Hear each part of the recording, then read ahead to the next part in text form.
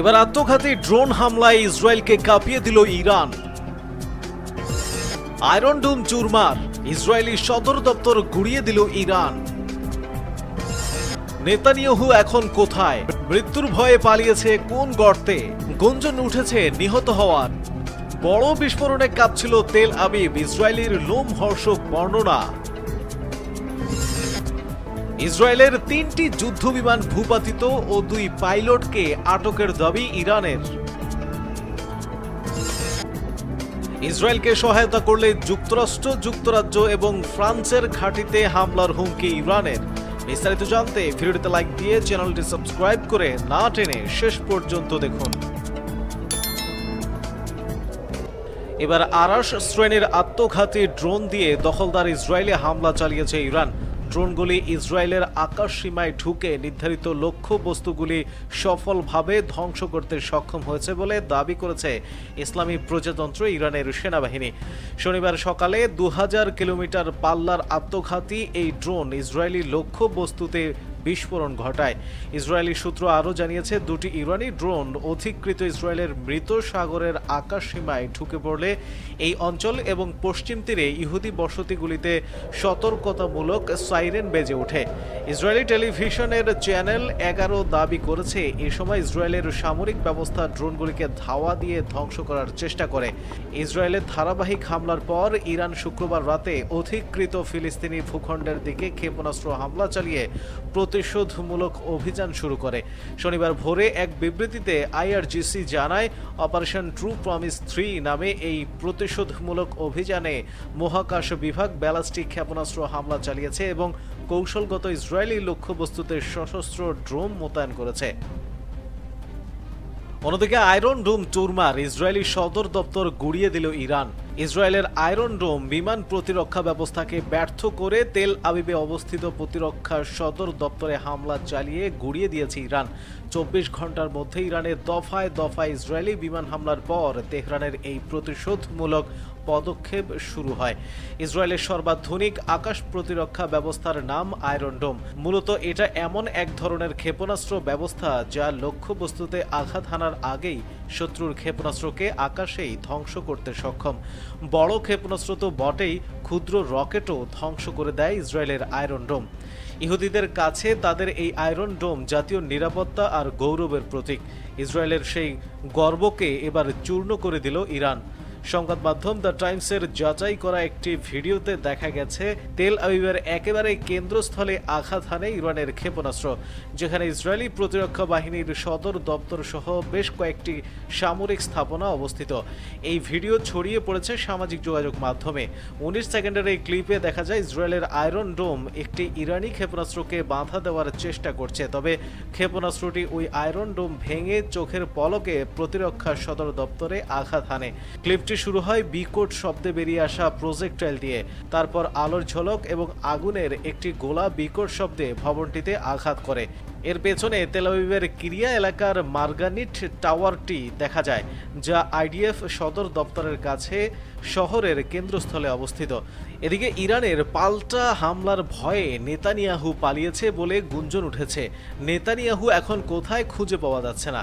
ইসরায়েলের হামলায় প্রতিশোধ স্বরূপ ইরান একের পর এক পাল্টা বিমান হামলা শুরু হয়েছে। এই সংকটাপূর্ণ পরিস্থিতিতে নিরাপত্তার কারণে ইসরায়েলের প্রধানমন্ত্রী বেনিয়ামিন নেতানিয়াহু গোপন স্থানে চলে গেছেন।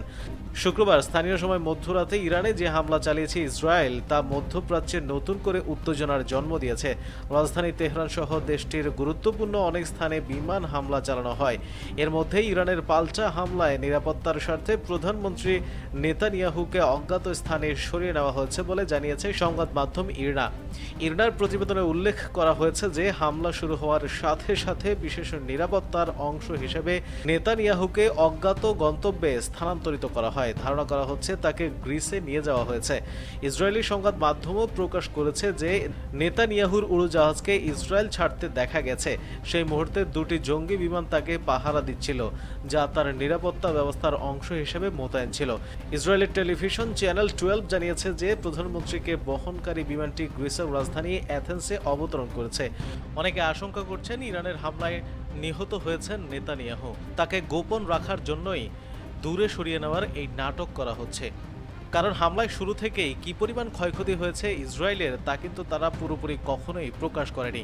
সেজন্য অনেকেই এই সন্দেহ করছেন। প্রসঙ্গত শুক্রবার ভোর রাতে যে হামলা হয়েছে ইরানে তা মধ্যপ্রাচ্যে উত্তেজনার মাত্রা অনেক বাড়িয়ে দিয়েছে।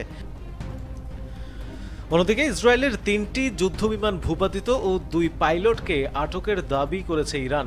ইরান ও ইসরায়েলের মধ্যে চলমান পাল্টাপাল্টি হামলার মধ্যে ইসরায়েলের মোট 3টি F-35 যুদ্ধ বিমান ভূপাতিত করার দাবি করেছে তেহরান। পাশাপাশি 2 জন ইসরায়েলি পাইলটকে আটক করার দাবি করা হয়েছে। প্রতিবেদনে বলা হয়েছে শনিবার ভূপাতিত করা হয়েছে একটি যুদ্ধবিমান। এছাড়া গতকাল 2টি যুদ্ধবিমান ভূপাতিত করা হয়।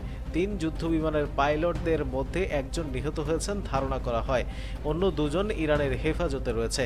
এদিকে ইসরায়েলকে রক্ষা করতে সাহায্য করলে যুক্তরাষ্ট্র, যুক্তরাজ্য এবং ফ্রান্সের ঘাঁটি ও জাহাজে হামলা চালানোর হুঁশিয়ারি দিয়েছে তেহরান। বড় বিস্ফোরণে কাঁপছিল তেল আবিব, ইসরায়েলির লোমহর্ষক বর্ণনা। ইরানের ক্ষেপণাস্ত্র বিস্ফোরণে কেঁপে উঠেছে ইসরায়েলের রাজধানী তেল আবিব সহ বিভিন্ন শহর। প্রত্যক্ষদর্শী এক ইসরায়েলি এমনই লোমহর্ষক অভিজ্ঞতার বর্ণনা দিয়েছেন বলে এক প্রতিবেদনে জানিয়েছে আল জাজিরা। প্রতিবেদনে বলা হয়, ইরানের প্রতিশোধমূলক হামলার পর ইসরায়েলি দমকল কর্মীরা তেল আবিবের একটি উঁচু ভবনে আটকে পড়া লোকদের উদ্ধার করার জন্য ঘন্টার পর ঘন্টা কাজ করছে। ভুক্তভোগী এক বাসিন্দা চেন গ্যাবিজন বলেন, তিনি সতর্কতা পাওয়ার পর একটি ভূগর্ভস্থ আশ্রয়স্থলে দৌড়ে যান। কয়েক মিনিট পরে আমরা একটি খুব বড় বিস্ফোরণের শব্দ শুনতে পেলাম। সবকিছু কাঁপছিল, ধোঁয়া ধুলো ছিল সর্বত্র। যথাসময়ে আশ্রয় কেন্দ্রে যেতে না পারলে তারা কেউ বেঁচে থাকতেন না। আল জাজিরার প্রতিবেদনে বলা হয়, ইরানি ক্ষেপণাস্ত্রগুলো ইসরায়েল জুড়ে বিভিন্ন স্থানে লক্ষ্য বস্তুতে আঘাত করেছে। এতে কমপক্ষে 3 জন নিহত এবং আরও কয়েক ডজন আহত হয়েছেন। অপারেশন ট্রু প্রমিস 3 অভিযান শুরু করে ইসরায়েলের 1.5 শতাধিক স্থানে ক্ষেপণাস্ত্র হামলা চালিয়েছে ইরান। শুক্রবার রাতে IRGC-তে উপদেষ্টা ব্রিগেডিয়ার জেনারেল আহমাদি বাহিদি রাষ্ট্রীয় টেলিভিশনে বলেন, 1.5 শতাধিক স্থানে এই হামলা চালানো হয়। তাসনিম নিউজ এজেন্সির এক প্রতিবেদনে বলা হয়, ইরান বিশেষ করে নেভাতিম ও ওফুদা ঘাঁটি দুটোকে লক্ষ্য করে, কারণ ওই ঘাঁটি দুটোই ছিল ইরানে হামলা চালাতে ব্যবহৃত প্রধান কেন্দ্র ও কমান্ডো ও ওয়ারফেয়ার ঘাঁটি। এছাড়া রাজধানী তেল আবিবের কাছে টেল নোফ ঘাঁটি, ইসরায়েলের প্রতিরক্ষা মন্ত্রণালয় ও গুরুত্বপূর্ণ সামরিক ও শিল্প স্থাপনাও হামলার কবলে পড়ে।